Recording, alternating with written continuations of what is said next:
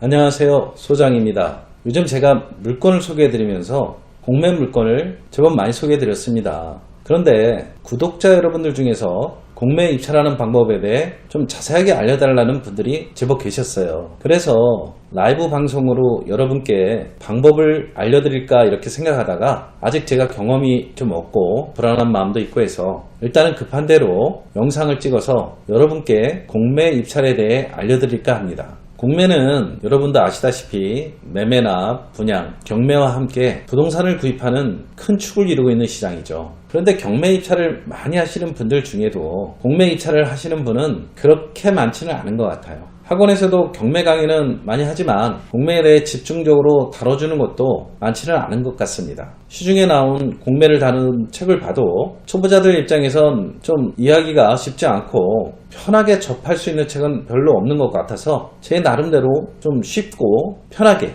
여러분들에게 공매에 대해 말씀을 드릴까 합니다. 공매는 대부분 입찰이 온라인으로 이루어진다는 것은 다 알고 계십니다. 입찰 방식도 경매처럼 기일 입찰이 아니고 기간 입찰 방식이기 때문에 직장인이나 시간을 내기 어려운 분들은 아주 적합한 부동산 취득 방식이 아닌가 이렇게 생각합니다. 그리고 안전성 면에서도 공매는 경매 입찰할 때 알 수가 없는 선순위 임차인이 있을 때 임차인보다 빠른 교부 청권이라든지 당해세 그리고 임금 채권 등까지 완벽하게 파악할 수 있어서 경매처럼 불완전한 입찰을 할 필요는 없는 완벽한 권리 분석이 가능하죠. 다만 경매에서처럼 명도할 때 인도 명령이 나오지 않고 명도 소송을 해야 한다. 이런 점이 아무래도 좀 마이너스적인 요소가 될 수는 있지만 전 개인적으로 경매보단 공매를 선호하고요. 낙찰률이나 수익률 이런 모든 면에서 제가 오랜 기간 경험을 해봤지만 훨씬 유리한 그런 장점이 있다고 생각합니다. 그러면 공매에 대해서 제가 설명을 드리기 전에 간단하게 공매가 무엇인지 그 개념에 대해서 이야기해 보도록 하겠습니다.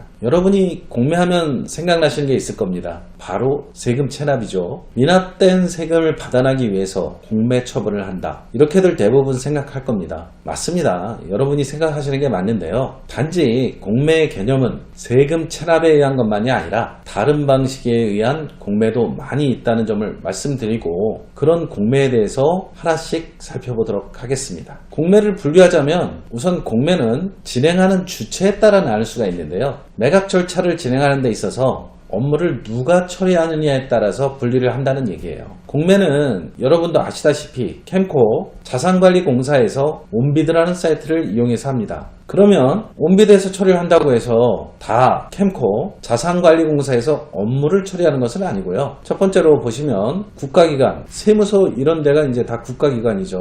이런 국가기관이나 지방자치단체, 교육기관, 공기업 등이 직접 자기 물건에 대해 공매를 진행하지 않고 캠코 자산관리공사에 위임해서 매각을 하는 방식을 말합니다. 예를 들어볼까요? 서울 강남구에 세금 체납으로 공매를 진행할 아파트가 나왔습니다. 원래는 강남세무서에서 진행해야 되는 게 맞잖아요. 근데 이거를 캠코에 위임해 캠코 니네가 대신 공매를 처리해줘 이렇게 위임한다는 것입니다. 두 번째는 이용기관이 캠코에 자기가 직접 회원 가입한 후에 캠코에 입찰 수수료와 낙찰 수수료를 지급하고 이용기관 재산 등을 캠코에 위임하지 않고 직접 자기가 매각 또는 대부하는 방식이 있습니다. 예를 들어 볼게요. 국민연금관리공단에서 직원들에게 임대해주던 아파트가 있다고 생각해보세요. 근데 이 아파트를 매각해서 현금화할 필요가 있다면 어떻게 하시겠습니까? 여러분이라면 부동산에 그냥 내놓고 팔 수는 없잖아요. 투명성 문제라든지 이런 것들이 문제가 되기 때문에 또 가격을 정한다 해서 문제가 생길 수도 있고 이럴 땐 국민연금은 캠코에 회원가입을 합니다. 그리고 온비드 사이트를 이용해서 자기네 물건을 파는 거죠. 매매하고 똑같습니다. 단지 부동산이 아니라 온비드 사이트를 이용한다는 것 뿐입니다. 온비드 사이트를 이용하지만 캠코 직원이 절차를 진행하지 않고 연금관리공단 직원이 절차를 직접 진행합니다.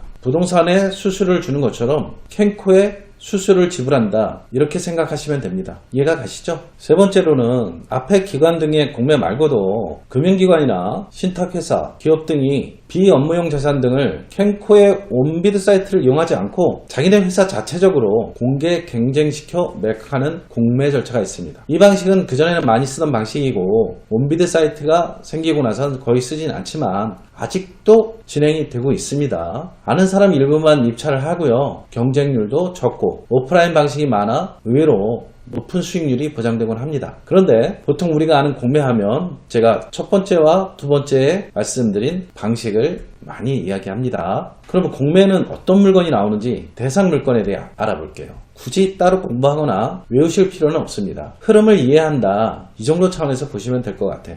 어떤 물건이 공매에 나오느냐? 첫 번째, 압류재산입니다. 공매하면 생각하는 것이 이 압류재산 공매죠. 기한 내에 납부하지 않은 세금을 징수하기 위해 체납자 소유의 재산을 압류한 후에 캔코의 매각 대항을 의뢰하고 조세징수법에 의해 처리하는 것이죠. 권리 분석이 반드시 필요한 공매입니다. 대부분 사람들이 공매하면 생각하는 것이 이 압류재산 공매입니다. 두 번째, 유입자산입니다. 법원 경매를 통해서 캔코의 명의로 유입한 재산입니다. 유입자산은 캔코에서 정리를 해놓은 것들이라 따로 권리 분석이 필요하진 않습니다. 세 번째, 수탁재산입니다. 금융기관의 소유로 취득한 비업무용 재산을 자산관리공사의 매각 또는 기업이 재무구조 개선을 목적으로 부동산을 공사에 매각 위임한 재산을 이르는 말입니다. 네 번째, 국유재산입니다. 국가 소유 잡종재산의 관리와 처분을 위임받아 일반인에게 대부 또는 매각을 의뢰한 재산을 말합니다. 설명 중에 대부라는 말씀을 드리면 임대라는 말로 이해하시면 될 것 같습니다. 다섯 번째가 공유자산입니다. 지방자치단체가 소유하고 있는 재산을 말합니다. 여섯 번째는 기타 일반 재산입니다. 신탁사나 은행에서 담보로 가지고 있는 물건이라고 생각하시면 됩니다. 주로 신탁공매라 생각하시면 됩니다. 자, 다시 한번 말씀드리지만 제가 말씀드린 내용을 여러분이 전부 다 기억하고 계실 필요는 없습니다. 용어 정리 이 정도로만 생각하시면 되고요. 진짜 꼭 기억해야 할 것은 무엇이냐? 공매는 경매처럼 권리 분석을 해야 되는 물건과 일반 매매 계약처럼 계약서를 잘 읽기만 하면 되는 물건으로 분리한다. 이렇게 기억하시면 됩니다. 이해가시죠? 그럼 경매처럼 권리 분석을 꼭 해야 되는 물건은 무엇이냐?